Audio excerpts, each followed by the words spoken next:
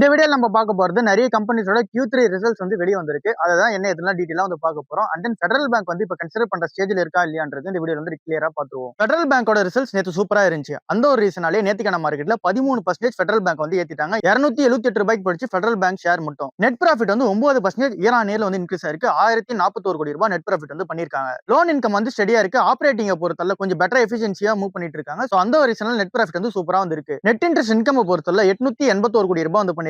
இதுவுமே சூப்பரா வந்திருக்கு. நெட் இன்ட்ரெஸ்ட் மார்ஜின் இம்ப்ரூவ் பண்ணிருக்காங்க. 3.18% இப்ப நெட் இன்ட்ரெஸ்ட் மார்ஜின் வந்து இருக்கு. ப்ரீ ப்ரொவிஷன் ஆப்பரேட்டிங் ப்ராஃபிட் வந்து 10.2% இயர் ஆன் இயர்ல வந்து ஏறி இருக்கு. ₹1729 கோடி இங்க ப்ரீ ப்ரொவிஷனிங் ப்ராஃபிட்டா பண்ணிருக்காங்க. அதாவது இந்த பேங்கோட டே டு டே அந்த பேங்கிங் ஆபரேஷன்ஸ்லாம் இருக்குல, அது எல்லாமே ஹெல்த்தியா இருக்குன்றது இதுல சூப்பரா தெரிய வருது. அசெட் குவாலிட்டி வந்து இருக்கிறதுல சூப்பரா இம்ப்ரூவ்மென்ட் பண்ணிருக்காங்க. அதுதான் இருக்கிறதுல பெஸ்டா வந்திருக்கு. கிராஸ் என்பிஏ வந்து 1.72% டவுன் பண்ணிருக்காங்க. நெட் என்பிஏ வந்து 0.42% டவுன் பண்ணிருக்காங்க. இது வரைக்கும் டிகேட்ல இல்லாத அளவுக்கு வந்து பாத்தீங்கன்னா டவுன் பண்ணிருக்கதா சொல்றாங்க. லாஸ்ட் 5 வருஷத்துல இருக்கிறதுல இந்த அசெட் குவாலிட்டி சூப்பரா இப்பதான் மெயின்டைன் பண்ணிருக்கதாவும் சொல்றாங்க. இதை தாண்டி 6 புது பிரான்ச்சஸ் வந்து திறந்திருக்காங்க. அப்புறம் இந்த ஃபெடரல் பேங்கோட இன்சூரன்ஸ் ஒன்னு இருக்கு. அதுல வந்து ஸ்டேக் வந்து இன்க்ரீஸ் பண்ணிருக்காங்க. மியூச்சுவல் ஃபண்ட்ஸ் கம்பெனி எல்லாமே இங்க ஸ்டேக் வந்து இன்க்ரீஸ் பண்ணிட்டு போயிருக்காங்க. எஃப்ஐஎஸ் ஸ்டேக் வந்து வாங்கியிருக்காங்க. அண்ட் தென் ராகேஷ் ஜுன்ஜன்வாலாவும் ஸ்டேக் வந்து இன்க்ரீஸ் பண்ணிருக்காங்க. சோ இங்க ஃபெடரல் பேங்க்ல எல்லாமே பாசிட்டிவ் நியூஸா இருக்கு. ஷேர் வந்து பாத்தீங்கன்னா ஏத்திருக்காங்க.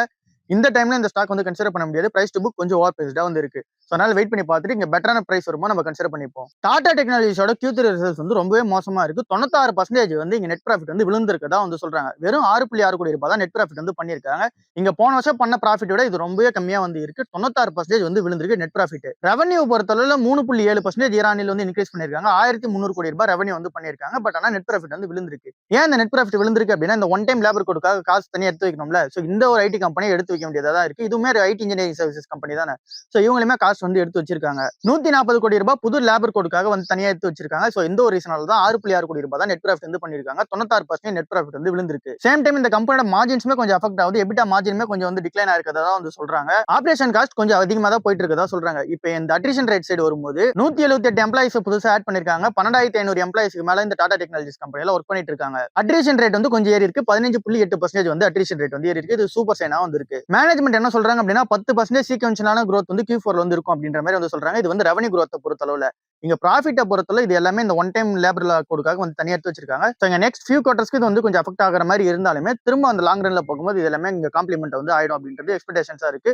பட் ஆனா டாடா டெக்னாலஜிஸ் இங்க ப்ராஃபிட் வந்து மேக் பண்ணல. வெறும் ₹6.6 கோடி தான் மேக் பண்ணிருக்காங்க. டாடா டெக்னாலஜிஸ் கம்பெனியுமே இப்ப கன்சிடர் பண்ண முடியாது. ஏன் அப்படின்னா அதுவும் ஓவர் பிரைஸ்டா வந்திருக்கு. டெக் மஹிந்திராவோட Q3 ரிசல்ட்ஸும் வெளிய வந்திருக்கு. இந்த ரிசல்ட்டை பொறுத்தவரை நெட் ப்ராஃபிட் வந்து 14% இயர் ஆன் இயர்ல வந்து இன்க்ரீஸ் ஆயிருக்கு. பட் ஆனா குவார்டர் ஆன் குவார்டர்ல 6% டிராப் ஆயிருக்கதா வந்து சொல்றாங்க. இந்த ஒரு ஃபிளக்சுவேஷன் வந்து குவார்டர்லி ஃபிளக்சுவேஷன்ஸா வந்திருக்கு. சோ அதனால 6% வந்து டிராப்ல இருக்கு. பட் ஆனா இயர் ஆன் இயர்ல 14% வந்து ஏறி இருக்கு. நெட் ப்ராஃபிட்டோட அமௌண்ட் எவ்வளவு பண்ணிருக்காங்க அப்படின்னா ₹1122 கோடி நெட் ப்ராஃபிட் வந்து பண்ணிருக்காங்க. ரெவன்யூ எவ்வளவு பண்ணிருக்காங்க அப்படின்னா ₹14,393 கோடி ரெவன்யூ வந்து மேக் பண்ணிருக்காங்க. இது 8% இயர் ஆன் இயர்ல ரெவன்யூ வந்து ஏறி இருக்கதா சொல்றாங்க. எபிட்டா 40% ஜம்ப் ஆயிருக்கதா சொல்றாங்க. ₹1,800 கோடி பண்ணிருக்காங்க. எபிட்டா மார்ஜின் 13.1% இம்ப்ரூவ்மெண்ட் பண்ணிருக்கதா சொல்றாங்க. சோ ஒரு நல்ல ஒரு இம்ப்ரூவ்மெண்ட் மார்ஜின் வைஸ்ல வந்து இருக்கு. புது டீல்ஸ் பொறுத்தவரை இங்க டோட்டல் கான்ட்ராக்ட் வேல்யூவா $1.1 பில்லியன் டீல்ஸ் வந்து ஜெயிச்சு வச்சிருக்காங்க. இது 47% இயர் ஆன் இயர்ல வந்து அப்பா இருக்கு. 30% மேல குவார்டர் ஆன் குவார்டர்ல அப்பா இருக்கு. மேனேஜ்மெண்ட் என்ன சொல்றாங்க அப்படின்னா லாஸ்ட் 12 மந்த்ல வந்து பாக்கும்போது இது 5 வருஷத்துல இல்லாத அளவுக்கான பெரிய டீல்ஸ் இப்பதான் வந்து ஜெயிச்சிருக்கதா சொல்றாங்க. மெயினா ஏஐ வச்சு யூஸ் பண்ணிட்டு போற அந்த ஒரு ஏஐ லெட் ப்ராஜெக்ட்ஸ் இருக்கலாம். அது எல்லாமே அதிகமா இருக்கதா சொல்றாங்க. கேஷ் ஃப்ளோ கொஞ்சம் ஹெல்த்தியா இருக்கதா சொல்றாங்க. $194 மில்லியன்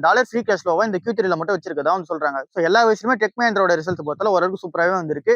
இந்த கம்பெனியோட கோர் பிசினஸ் ஆன BFSI வந்து கொஞ்சம் இங்க ரெக்கவரி வந்து ஆயிருக்கு. பட் ஆனா மத்த இடத்துல கொஞ்சம் வந்து பாத்தீங்கன்னா டிமாண்ட் வந்து கம்மியா இருக்கு. சோ இங்க ஐடியோட அந்த ஒரு ஸ்பெண்டிங் பொறுத்தவரை இங்க கம்பெனிஸ் எல்லாமே கொஞ்சம் கட் பண்றாங்க நல்லா தெரியுது. விப்ரோ கம்பெனியோட ரிசல்ட் சூப்பராவே வந்து இருக்கு. ரெவன்யூ வந்து 4% குவார்டர் ஆன் குவார்டர் வந்து ஏறி இருக்கு. இயர் ஆன் இயர்ல 5% வந்து ரெவன்யூ வந்து ஏறி இருக்கு. ₹23,355 கோடி ரெவன்யூ வந்து மேக் பண்ணிருக்கதா சொல்றாங்க. நெட் ப்ராஃபிட் எவ்வளவு பண்ணிருக்காங்க அப்படின்னா ₹3,119 கோடி நெட் ப்ராஃபிட் வந்து பண்ணிருக்காங்க. பட் ஆனா நெட் ப்ராஃபிட் 7% வந்து டிராப் ஆயிருக்கு. என்ன ரீசனால டிராப் ஆயிருக்கு அப்படின்னா ஆப்வியஸ்லி இந்த புது லேபர் கோடுக்காக தனியா காசு ஒதுக்கி வச்சிருக்காங்க. இது ₹300 கோடி வந்து இருக்கு. சோ அதனாலதான் நெட் ப்ராஃபிட் வந்து 7% வந்து விழுந்திருக்கு. இந்த ஒரு ₹300 கோடி நம்ம அட்ஜஸ்ட் பண்ணி பார்த்தோம் அப்படின்னா இங்க அட்ஜஸ்டட் நெட் ப்ராஃபிட்டா பார்க்கும்போது ₹3,360 கோடி நெட் ப்ராஃபிட் வந்து பண்ணிருக்காங்க. ஆப்பரேட்டிங் மார்ஜின் சூப்பரா இம்ப்ரூவ்மெண்ட் பண்ணிருக்காங்க. 17.6% ஆப்பரேட்டிங் மார்ஜின் வந்து பண்ணிருக்காங்க. இங்க ஸ்ட்ராங்கான எக்ஸிகியூஷன்னால கேஷ் ஃப்ளோ ஆபரேஷன்ஸ் வந்து சூப்பரா இருக்கதா சொல்றாங்க. 135% இது வந்து ஏறி இருக்கு. இந்த கம்பெனி டிமாண்ட பொறுத்தவரையுமே BFSI ல வந்து ஒரு ஸ்ட்ராங்கான ரெக்கவரி இருக்கு. மத்த செக்மெண்ட்ஸ் எல்லாமே கொஞ்சம் வந்து ஸ்ட்ரகிள் ஆகிட்டு தான் வந்திருக்கு. இன்டர்ம் டிவிடெண்டா ₹6 தரதா சொல்லிருக்காங்க. இதுக்கான ரெக்கார்ட் டேட் ஜனவரி 27 பே அவுட் டேட் வந்து பிப்ரவரி 14 வந்து வச்சிருக்காங்க. இப்போ இந்த Q4 கான கைடன்ஸ் வந்து கொஞ்சம் ஃபிளாட் பண்ணிருக்காங்க. 2% தான் ஃபியூச்சர் கைடன்ஸ் வந்து இருக்கும் அப்படின்ற மாதிரி வந்து பிளான் பண்ணிருக்காங்க.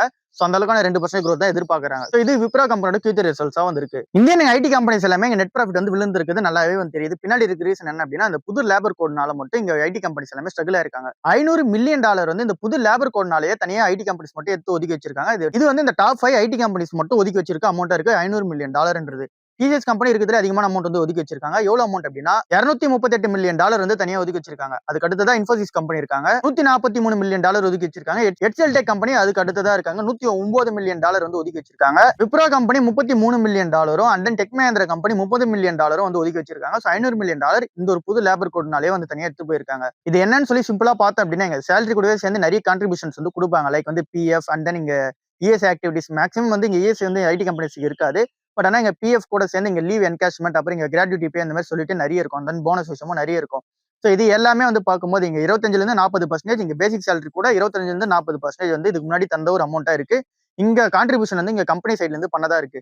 பட் ஆனா இப்ப என்ன சார் கவர்மெண்ட் சொல்றாங்க அப்படின்னா 50% இங்க பேசிக் சேலரி கூட இங்க டிஎன்என்ஸ் அலவன்ஸ் அண்ட் தென் இங்க இருக்கிற அந்த பிஎஃப் கான்ட்ரிபியூஷன் அப்புறம் கிராஜுவிட்டி கான்ட்ரிபியூஷன் இது எல்லாமே வந்து நீங்க 50% மினிமம் வந்து மெயின்டைன் பண்ணணும்னு சொல்லியிருக்காங்க. ஸோ அந்த ஒரு ரீசனால இங்க கம்பெனிஸ் எல்லாமே அதிகமான காசு வந்து தனியா ஒதுக்கி வைக்கிறதா இருக்கு. இது எம்ப்ளாயிஸோட கான்ட்ரிபியூஷனை இன்க்ரீஸ் வந்து பண்ணிருக்கு. அதுவே நம்ம எம்ப்ளாயிஸ் சைடு வந்தோம் அப்படின்னா இங்க எம்ப்ளாயிஸ் எல்லாருமே இங்க ரிட்டைர்மெண்ட்காக பிளான் பண்றவங்களுக்கு அதிகமான காசு வந்து சேரும். ஸோ இந்த ஒரு பிளான்னால மட்டும். ஸோ இங்க கம்பெனி அதிகமா காசு கொடுத்தாலுமே அது உங்க கைக்கு வந்து வராது. பேசிக் சேலரி கம்மியா தான் வந்து வரும். பட் ஆனா உங்களோட பிஎஃப்ல அந்த அமௌண்ட் வந்து அதிகமா சேர்ந்துட்டு வரும். அது ரிட்டைர்மெண்ட் டைம்ல வந்து ஹெல்ப்ஃபுல்லா இருக்கும். ஸோ இதனால இந்த கவர்மெண்ட் பண்ண ரூல்ஸ்னால இந்த அமௌண்ட் ஆஃப் லாஸ் வந்து ஏற்பட்டு இருக்கு. டிசிஎஸ் கம்பெனி வந்து அடுத்த 3 வருஷத்துல எங்க இருக்கும் அப்படின்னு சொல்லிட்டு ஒரு ஆர்டிகல் வந்து போட்டிருக்காங்க. அதுல என்ன சொல்றாங்க அப்படின்னா இப்ப இருக்க $3200 பிரைஸ் வந்து இருக்கு. அடுத்த 3 வருஷத்துல வந்து $5200 வரைக்கும் பிரைஸ் வந்து போகலாம். இந்த மாதிரியான கண்டிஷன் ஃபாலோ பண்ண அப்படின்னு சொல்லிட்டு சொல்லியிருக்காங்க. சோ அது என்ன எதுனா டீடைலா வந்து பார்ப்போம். மின்ட்ல தான் அந்த ஆர்டிகல் வந்து வந்திருக்கு. போன வருஷம் வந்து $4300 ட்ரேட் ஆயிட்டு இருந்த இந்த டிசிஎஸ் கம்பெனியோட ஷேர் வந்து இப்போ $3200 தான் வந்து ட்ரேட் ஆயிட்டு இருக்கு. சோ இங்க மேஜரான டிராபேக் வந்து ஐடி கம்பெனிஸ் ஃபுல்லாவே வந்திருக்கு. டிசிஎஸ் கம்பெனிலுமே இது ஒரு மேஜரான டிராபேக்கா இருக்கு. Q3 ரிசல்ட்ஸ் என்னதான் ஸ்டெடியான மார்ஜின் வந்து இங்க காமிச்சாலும் 23.5% இங்க Q3 ரிசல்ட்ஸ் வந்து இங்க ஆப்பரேட்டிங் மார்ஜின் சூப்பரா காமிச்சாலுமே டிசிஎஸ் கம்பெனி அந்த அளவுக்கு வந்து ஏத்த முடியல. ஏஐ ரெவன்யூவா மட்டுமே இந்த கம்பெனி $1.8 பில்லியன் வந்து பண்ணிருக்கதா சொல்றாங்க. பட் ஆனாலுமே மார்க்கெட்ல அதுக்கான இம்பாக்ட் வந்து கிடையாது. பட் இது எல்லாமே வந்து ஃபியூச்சர்ல வந்து இங்க இம்பாக்ட் வந்து இருக்கும் அப்படின்ற மாதிரி எக்ஸ்பெக்டேஷன்ஸ் வந்து இருக்கு. இந்த கம்பெனி அவங்களோட எம்ப்ளாயிஸ்ல 2.7 லேக் எம்ப்ளாயிஸ்க்கு இங்க ஏஐ ஸ்கில்டு ட்ரைனிங் வந்து கொடுத்துருக்காங்க. அப்புறம் இந்த கம்பெனியை இன்னொன்று அவுட்டாக பார்க்கும்போது அவங்களே வந்து இங்க ஏஐக்கான நிறைய பிளாட்ஃபார்ம் வந்து கிரியேட் பண்ணிட்டு வராங்க. சாஃப்ட்வேர் பிளாட்ஃபார்ம் வந்து நிறைய இருக்கு. ஸோ இது எல்லாமே இங்க ஃபியூச்சர்ல கம்பைன் ஆயிட்டு என்ன சொல்றாங்க அப்படின்னா இந்த ஒரு ரேலி இப்ப இருக்கிற growth அப்படியே கண்டினியூ ஆயிட்டே வந்துச்சு அப்படின்னா $4800 இருந்து $5200 வரைக்கும் இங்க ஷேர் பிரைஸ் வந்து போகலாம். அந்த அளவுக்கான பிசினஸ் வந்து இங்க கொடுக்கும் அப்படின்ற மாதிரி வந்து சொல்லியிருக்காங்க. இது எல்லாமே இப்ப இருக்கிற அந்த ஒரு பிரைஸ்ல அப்படியே கண்டினியூ ஆயிட்டே வரணும். இப்ப இருக்க அந்த growth வந்து கண்டினியூ ஆயிட்டே வரணும். போன வருஷம் வந்து $10 பில்லியன் ஆர்டர் வேல்யூ வந்து போன வருஷம் இதே குவார்டர்ல வந்து ஜெயிச்சாங்க. பட் ஆனா இப்ப ஜெயிச்சிருக்குது $9 பில்லியன் தான் வந்து ஜெயிச்சிருக்காங்க. ஸோ இங்க ஒரு டிராப் இருக்குது நல்லாவே தெரியும். ஸோ இந்த மாதிரி வந்து இங்க ப்ராஜெக்ட்ஸ் ஜெயிக்கிறது வந்து டிராப் வந்து இருக்கக்கூடாது. புது கிளைண்ட்ஸ் வந்து அதிகமா ஆட் பண்ணணும். ப்ராஜெக்ட்ஸ் அதிகமா வந்து ஜெயிக்கணும். அதிகமான ப்ராஜெக்ட்ஸ் வந்து இங்க ஏஐ லெட் டெலிவரி வந்து பண்ணணும் அப்படின்றதுல எக்ஸ்பெக்டேஷன்ஸ் வந்து வச்சிருக்காங்க. இங்க கிளைண்ட்ஸை பொறுத்தவரைக்கும் அவங்க என்ன எக்ஸ்பெக்ட் பண்றாங்க அப்படின்னா இங்க ஏஐ யூஸ் பண்ணி இங்க ப்ராஜெக்ட் டெலிவரி இன்னும் சூப்பரா வந்து பண்ணி கொடுங்க, கம்மியான காசுல பண்ணி கொடுங்கன்னு இங்க கிளைண்ட்ஸ் எல்லாரும் ஆசைப்பட்டு இருக்காங்க. ஸோ இந்த மாதிரியான டைம்ல நீங்க எப்படி அதிகமான ப்ராஃபிட் மெயின்டைன் பண்ண முடியும் அப்படின்னா அதிகமான கிளைண்ட்ஸ் உள்ள எடுத்துட்டு வரும்போது ஆட் பண்ண முடியும். ஸோ அந்த ஒரு ரீசனால ஐடி ஸ்பெண்டிங் அதிகமா பண்ற கம்பெனிஸா பார்த்து கிளைண்ட் உள்ள சேர்க்கறாங்க அப்படின்னா இது எல்லாமே பாசிபிள்னு சொல்றாங்க. ஒருவேளை இது நடக்காம ஓரளவுக்கான மீடியம் growthல வந்து போகுது அப்படின்னும் போது $3800 இருந்து $4300 வரைக்கும் ஷேர் பிரைஸ் போகலாம்னு சொல்றாங்க. ஒருவேளை இங்க குளோபல் டிமாண்டே வந்து பெருசா வந்து கிடையாது. குளோபல்ல இப்ப எப்படி ஸ்லோ டவுன் வந்து இருக்கோ ஐடில அதிகமான கம்பெனிஸ் வந்து ஸ்பெண்ட் பண்ண மாட்டாங்கல்ல. ஸோ அந்த மாதிரியே இப்போ இருக்கிற ஃபியூச்சர் கண்டினியூ ஆச்சு அப்படின்னா $2800 இருந்து $3100 வரைக்கும் பிரைஸ் வந்து போகலாம் அப்படின்றத சொல்லியிருக்காங்க. இது எல்லாமே அடுத்த 3 வருஷத்துக்கான ஒரு ப்ரொஜெக்ஷனா இருக்கு. மாருதி சுசுகி கம்பெனிலுமே ஒரு பெரிய அப்டேட் வந்து நடந்திருக்கு. இவங்களோட எஸ்யூவி பிரீமியம் பிராண்டான விக்டோரியஸ்ன்றது வந்து இங்க அமெரிக்கன் மார்க்கெட்டுக்கு இங்க எக்ஸ்போர்ட் வந்து பண்ண போறதா சொல்லியிருக்காங்க. லாட்டின் அமெரிக்கா அப்புறம் மிடில் ஈஸ்ட் அப்புறம் சவுத் ஆப்பிரிக்கால வந்து இங்க எக்ஸ்போர்ட்ஸ் வந்து பண்ண போறாங்க. எது மூலமா அப்படின்னா குஜராத் போர்ட்ஸ் மூலமா வந்து எக்ஸ்போர்ட் வந்து பண்ண போறாங்க. சோ இந்த ஒரு பிரீமியம் விக்டோரியஸை பொறுத்தவரை இந்தியால வந்து செப்டம்பர் 2025 அப்போ லான்ச் பண்ணாங்க. 70000 வண்டி வந்து நம்ம ஊர்ல இந்தியன் புக்கிங்ஸ் மட்டும் நடந்துச்சு. அதுல 35000 வண்டி வந்து டெலிவரியா பண்ணிட்டாங்க. 70000 வண்டி ஸ்டாங் புக்கிங் வந்து இங்க பிரீமியம் எஸ்யூவிக்கு வந்து இருக்கு. சோ இந்த ஒரு எஸ்யூவி பிராண்டை இந்த ஒரு கண்ட்ரிஸ் எல்லாத்தையுமே இங்க லான்ச் பண்ண போறாங்க. இது ஹரியானால தான் இந்த மேனுஃபேக்சரிங் பண்ணப்படுது. சோ அங்க இருந்து குஜராத் போர்ட்ஸ் மூவ் ஆயிட்டு அங்க இருந்து எக்ஸ்போர்ட்ஸ் எல்லாமே நடக்க போகுதான்னு சொல்லியிருக்காங்க. இந்தியாவை பொறுத்தவரை 3,90,000 வண்டி வந்து இங்க எக்ஸ்போர்ட்ஸ்க்காக மட்டும் இந்த வருஷம் மட்டும் பண்ணியிருக்காங்க. 2025 பேசஞ்சர் வெஹிக்கல் மாருதி சுசுகி வண்டி வந்து 3,90,000 வண்டி வந்து எக்ஸ்போர்ட் பண்ணிருக்காங்க. இந்தியா வந்து மாருதி சுசுகி பேசஞ்சர் வெஹிக்கல் எக்ஸ்போர்ட்ல பெரிய ஒரு மார்க்கெட்டா வந்து இருக்கு. இது இண்டஸ்ட்ரியோட growth-ஓட சூப்பரான growth-ஆ வந்து இருக்கு. இண்டஸ்ட்ரியோட growth-ஏ 1.4 மடங்கு தான் வந்து growth-ல வந்து இருக்கு.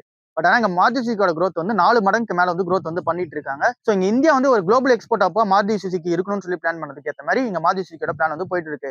யூரோப்லயுமே இங்க மாருதி சுசுகி அவங்களோட ரீஎன்ட்ரி வந்து பண்ணிருக்காங்க. இங்க வந்து ஃபர்ஸ்ட் ஈவி வண்டி வந்து லான்ச் பண்ணிருக்காங்க. ஈவி டாரான்னு சொல்லிட்டு அந்த ஒரு வண்டி நேமா இருக்கு. இது குஜராத் பிளான்ட்ல மேக் பண்ண ஒரு வண்டியா இருக்கு. சோ அதையுமே இங்க வந்து ரீலான்ச் பண்ணிருக்காங்க யூரோப் மார்க்கெட்ல. HDFC AMC கம்பெனியுமே நேத்திக்கான மார்க்கெட்ல 4.5% வந்து ஏறி இருக்கு. சோ இதுக்கு பின்னாடி இருக்க ரீசனுமே ஸ்ட்ராங்கான ஒரு Q3 ரிசல்ட்ஸா தான் வந்து இருக்கு. நெட் ப்ராஃபிட்டுமே சூப்பரா இருக்கு, ரெவன்யூமே சூப்பரா இருக்கு. நெட் ப்ராஃபிட் எவ்வளவு பண்ணிருக்காங்க அப்படின்னா 19.9% நெட் ப்ராஃபிட் ப்ராஃபிட் வந்து ஏறி இருக்கு. 15% ரெவன்யூ வந்து இயர் ஆன் இயர்ல வந்து ஏறி இருக்கு. ஏஎம்சி கம்பெனிஸ்க்குலாம் முக்கியமா இருக்குது இந்த அசெட் அண்டர் மேனேஜ்மெண்ட் தான். ஸோ அந்த ஒரு அசெட் அண்டர் மேனேஜ்மெண்ட் சூப்பரா வந்து இன்க்ரீஸ் ஆயிருக்குதா வந்து சொல்றாங்க. இங்க இயர் ஆன் இயர்ல 9%, குவார்டர் அண்ட் குவார்டர்ல 5% இன்க்ரீஸ் ஆயிருக்குதா சொல்றாங்க. 9.21 லட்சம் கோடி வந்து இங்க அசெட் அண்டர் மேனேஜ்மெண்ட் வச்சிருக்கதா சொல்றாங்க. இது ஒரு நல்ல இம்ப்ரூவ்மெண்டா வந்து இருக்கு. இங்க நிறைய பேர் மியூச்சுவல் ஃபண்ட்ஸ் உள்ள என்டர் ஆகிறாங்கன்றது நல்லா தெரியுது. அதனால இந்த கம்பெனியோட ஆப்பரேட்டிங் ப்ராஃபிட் வந்து சூப்பரா இன்க்ரீஸ் ஆகுது. ஸோ இந்த ஒரு ரீசனால எல்லாமே கமெண்ட் பண்ணி HDFC AMCயோட ரிசல்ட் சூப்பராகவே வந்து இருக்கிறதா இருக்கு. பட் ஆனா இந்த பிரைஸ்ல இதை வந்து கன்சிடர் பண்ண முடியாது. நம்ம இப்ப டிஸ்கஸ் பண்ண நிறைய ஸ்டாக்ஸ் வந்து இப்ப கன்சிடர் பண்ண முடியாம தான் வந்து இருக்கு. இந்த வாரம் ஃபுல்லாவே மார்க்கெட் ஏற்ற இறக்கத்துல தான் வந்து இருந்துச்சு. லாஸ்ட் 2 நாளா வந்து பார்க்கும்போது ஃப்ரைடே இல்லாம இங்க வெனஸ்டே அண்ட் தேர்ஸ்டே பார்த்தோம் அப்படின்னா இங்க மார்க்கெட் வந்து ரொம்பவே வந்து டவுன் ரேலியில வந்து போயிருந்துச்சு. பட் ஆனா நேத்திக்கான மார்க்கெட் கொஞ்சம் வந்து அப் ரேலியில போய் முடிஞ்சிருக்கு. பின்னாடி இருக்க ரீசன் என்ன அப்படின்னா இங்க நிறைய கம்பெனிஸோட Q3 ரிசல்ட் சூப்பராகவே வந்து இருந்துச்சு. Reliance industries, federal bank and then இங்க நம்ம டிஸ்கஸ் பண்ண எல்லா ஸ்டாக்ஸோட அந்த ரிசல்ட்ஸுமே சூப்பரா இந்த ரீசனால நேத்திக்கான மார்க்கெட்ல ஏத்திருந்தாங்க. மெயினா இன்ஃபோசிஸ் ஷேர் தான் இங்க அதிகமான கெயின் வந்து ஆயிருந்துச்சு. 5% கெயின் வந்து ஆயிருந்துச்சு. ஸோ அந்த ஒரு ரீசனால மார்க்கெட் வந்து நேற்று ஏறி இருந்துச்சு. அது கூடவே ஃபெடரல் பேங்க்கும் அண்ட் தென் இங்க RBL bank and then angel one, HDFC bank, RBL bank இது எல்லாமே ரீசன்ஸா அமைஞ்சு நேற்றுக்கான மார்க்கெட் ஏறதுக்கான ஒரு ரீசனா வந்து இருக்கு. மெயினா நிஃப்டி ஐடி வந்து 3.3% வந்து இருக்கு. நிஃப்டி ஃபார்மா வந்து நேற்றுக்கான மார்க்கெட்ல ரொம்ப டிராபேக் வந்து ஆயிருந்துச்சு. 1% மேல வந்து விழுந்திருக்கு நிஃப்டி ஃபார்மா. ஸோ இதுக்கு பின்னாடி இருக்க ரீசன்லாம் என்ன அப்படின்னு சொல்லிட்டு நம்ம நாளைக்கான மார்க்கெட்ல டிஸ்கஸ் பண்ணுவோம். ரிலையன்ஸ் இண்டஸ்ட்ரீஸோட Q3 ரிசல்ட்ஸும் வெளியே வந்திருக்கு. இந்த ரிசல்ட்ஸ் எப்படி இருக்கு அப்படின்னு சொல்லி செக் பண்ணி பார்ப்போம். நெட் ப்ராஃபிட் சூப்பரா வந்து ஏறி இருக்கு. ரெவன்யூ வந்து சூப்பரா இருக்கு. நெட் ப்ராஃபிட் எவ்வளவு பர்சன்டேஜ் ஏறி இருக்கு அப்படின்னா 2% இயர் ஆன் இயர்ல வந்து ஏறி இருக்கு. 22,000 கோடி ரூபாய்க்கு நெட் ப்ராஃபிட் வந்து பண்ணிருக்காங்க. அண்ட் தென் ரெவன்யூ பொறுத்தல 10.5% வந்து ஏறி இருக்கு. 2,69,000 கோடி ரூபாய்க்கு ரெவன்யூ வந்து மேக் பண்ணிருக்காங்க. இதுல மேஜரான ரெவன்யூ டிராபேக் வந்து இருந்தது. ஆயில் அண்ட் கேஸ்ல வந்து ரெவன்யூ டிராபேக் வந்து இருந்துச்சு. மத்தபடி இந்த கம்பெனியோட இந்த ரிலையன்ஸ் கிளீன் எனர்ஜின்னு சொல்லிட்டு ஒரு ப்ராஜெக்ட் வந்து போயிட்டு இருக்குல்ல, அது வந்து சூப்பரா இருக்குதான்னு சொல்றாங்க. 10 ஜிகாவாட்கான சோலார் எனர்ஜி பிளான்ட் வந்து இருக்கு. அது ஆன் ட்ராக்ல சூப்பரா போயிட்டு இருக்கு. 20 ஜிகாவாட் வரைக்கும் அதை எக்ஸ்பேண்ட் பண்ற பிளான்ல வந்து இருக்காங்க. அதுவுமே ஆன் ட்ராக்ல வந்து போயிடும் அப்படின்ற வந்து சொல்லிட்டு இருக்காங்க. அண்ட் தென் இந்த கம்பெனி பேட்டரிஸ் வந்து தயாரிச்சிட்டு இருக்காங்களா, ஸோ அந்த பேட்டரிஸை பொறுத்தவரை 40 ஜிகாவாட் பர் ஹவருக்கான அந்த ஒரு பேட்டரி வந்து தயாரிச்சுட்டு இருக்காங்க. அந்த அளவுக்கான அந்த பிளான்ட் வந்து பாத்தீங்கன்னா ஏற்படுத்திட்டு இருக்காங்க. ஸோ அது வந்து ஆன் ட்ராக்ல வந்து போயிட்டு இருக்குதா சொல்றாங்க. அதுல இருந்து ப்ரொடக்ஷன் வந்து வரும், இன்னும் கொஞ்சம் நாள்ல வெளியே வரும் அப்படின்ற மாதிரி வந்து சொல்லியிருக்காங்க. இது ரிலையன்ஸ் கிளீன் எனர்ஜில இருக்க அப்டேட்டா இருக்கு. ரிலையன்ஸ் ரீட்டைல பொறுத்தல அதுலயுமே சூப்பரான growth வந்து இருக்கு. இங்க இண்டிவிஜுவல் பிராண்ட்ஸ் எல்லாமே ஒரு 1000 கோடி ரூபாய் பண்ணிருக்கதா சொல்றாங்க. லைக் வந்து இப்ப கேம்பாலாம் வந்து இப்ப அஜித் சார்லாம் வந்து பாத்தீங்கன்னா இப்போ ஆட் வந்து பண்ணிட்டு இருக்காங்க. ஸோ அந்த ஒரு கேம்பா பிராண்ட்லாம் 1000 கோடி ரூபாய் ரெவன்யூ வந்து கிராஸ் ஆயிருக்கதான்னு சொல்றாங்க.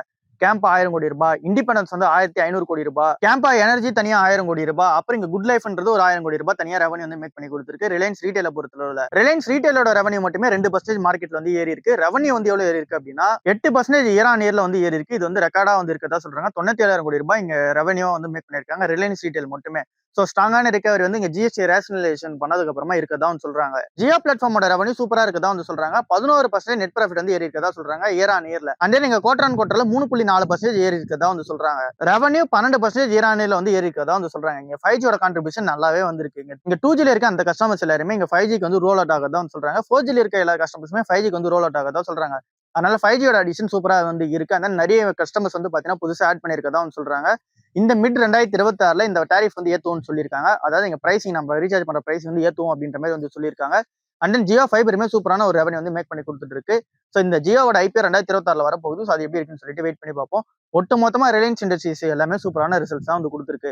கோல்டோட பிரைஸ் பர் 10 கிராமுக்கு 720 ரூபாய் நேத்திக்கான மார்க்கெட்ல இறங்கி இருக்கு. சில்வரோட பிரைஸ் பர் கேஜிக்கு வந்து 7000 ரூபாய் வந்து நேத்திக்கான மார்க்கெட்ல இறங்கி இருக்கு.